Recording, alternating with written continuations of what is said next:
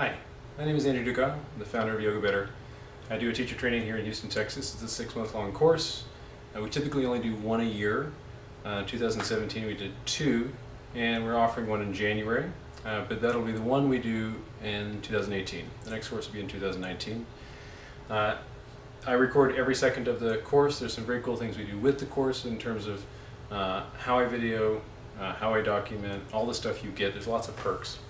And I thought it might be cool to share just a little bit of what it's like to be in the room during sort of an interesting discussion, talking about wrist mechanics and handstands, and my view of this entire practice and why I teach what I teach and how I teach.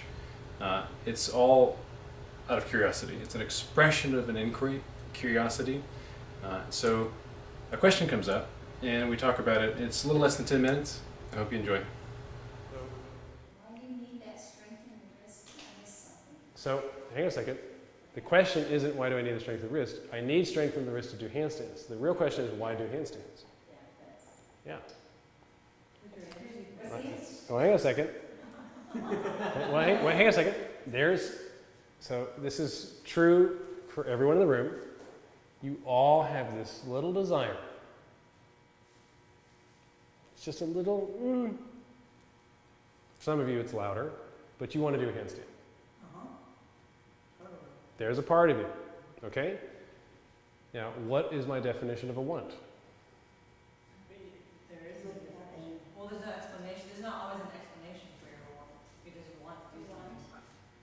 It's an achievement and there's a desire. So my definition is it's an inexplicable desire. You don't need to define it for me. You don't have to go but 2 layers deep before you're like, I don't know. I want it because so it can make me happy. It's like, yeah, that's not how that works. So you never need to defend a want. If you want to do a thing, great. Let's find a way to keep it safe, keep it happy and healthy. I have 2 reasons to develop handstands. This is 20 years of thinking about handstands. I only have 2 reasons.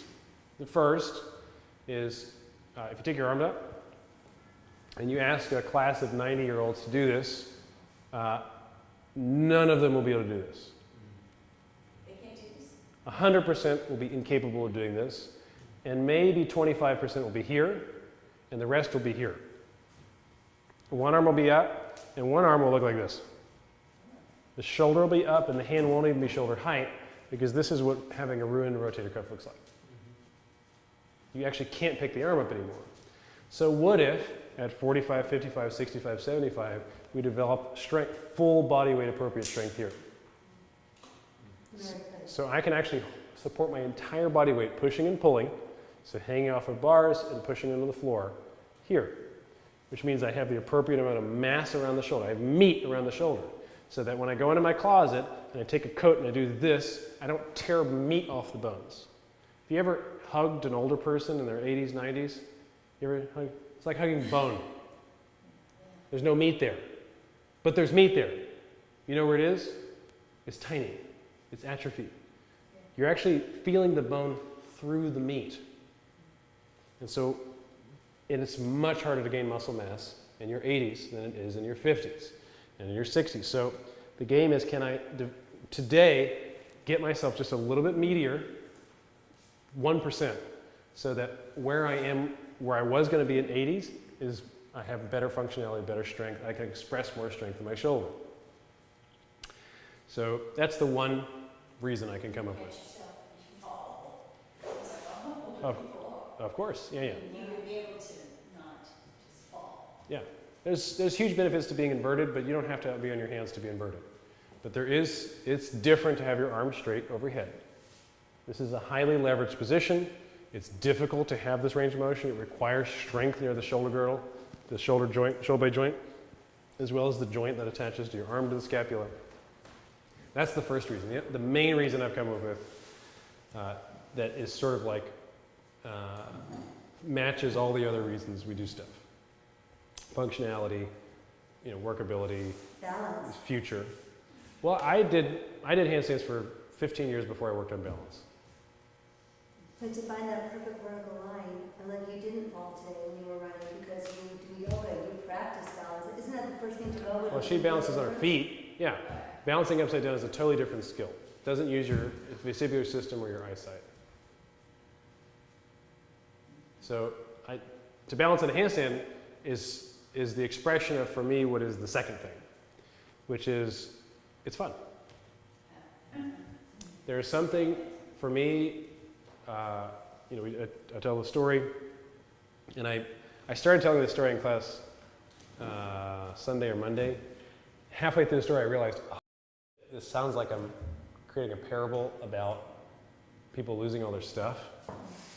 And this is like, oh crap, but I was already committed, so I just went through with it. I tried not to. So the story of this meditation master who his only possession is he loves these little crystals.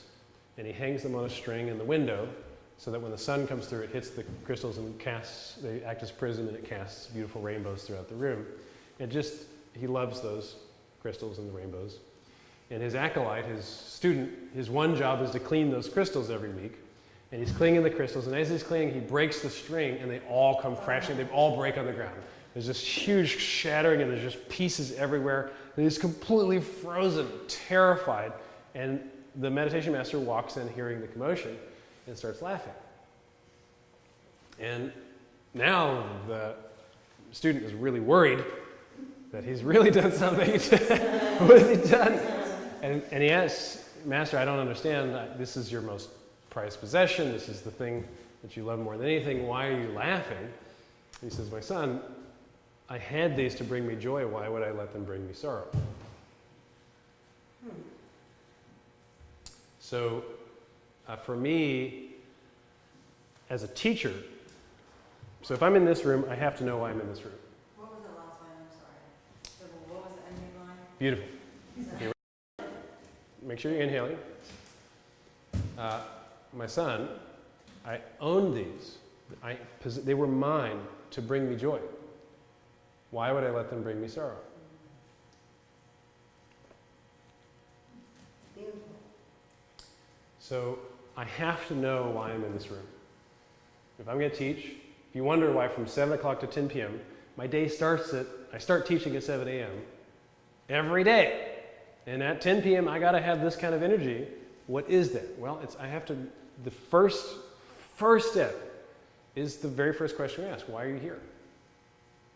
I have to know why I'm here. So why do you practice? That's one of the reasons you don't get your butt on the mat. That answer isn't always clear for you. It sort of gets lost in all the other stuff that happens. So if you can keep coming back, see if this is true for you. But the only thing that I keep coming back to, why I enjoy this practice so much, is there is something. Why do I do hard practice? Right? If you go to my beginner class, it's easy and fun and sweet and gentle, and you feel great. What if? Huh? I was asking my wife, how was it? I didn't break a sweat. Yeah, exactly. Yeah. It is a pleasant thing, and then you have the experience, and it's just like you feel so good afterwards. Why don't you just only do that? And why do a hard practice? Why all this stuff, all these practice videos, all this huge variety of difficulty of challenging yourself? And on a fundamental level, there is a joy at expressing the potential of having a human body. So, and this is what I'll tell my classes. Whatever you think happens after death, there's lots of opinions on that. I don't have an opinion that I'll share with you. So there's lots of opinions, but the one thing that's for sure is that this thing is for a limited time only. That you actually, so Andre just did a forearm stand. It is a knowable number how many more forearm stands you're going to do the rest of your life.